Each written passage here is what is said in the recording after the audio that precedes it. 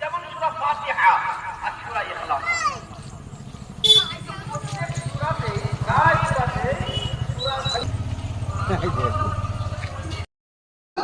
সেটাকে আমাদের কাছে সহজ করে নিয়েছি, হারামটাকে আমরা সহজ করে হালাল করে নিয়েছি, আর হালাল গুলো আমাদের কাছ থেকে সরে যাচ্ছে। যেমন একটু সমাজে মেলাই, সমাজের সঙ্গে একটু টালি করি, একটু কম্পেয়ার করি।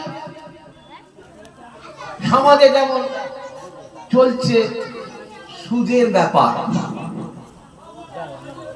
সুদ আমাদের সঙ্গে ওতপ্রোতভাবে জড়িত হয়ে গেছে, কিন্তু ওয়াহাল্লালাল বায়া ওয়া হারামার রিবা, আল্লাহ কোরআনে স্পষ্ট বললেন সুদকে আমি হারাম করলাম আর ব্যবসাকে আমি হালাল করলাম।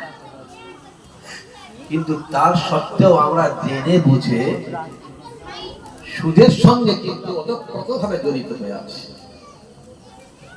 তাহলে আমাদের সংসারে শান্তি আসবে না আমাদের মনে শান্তি?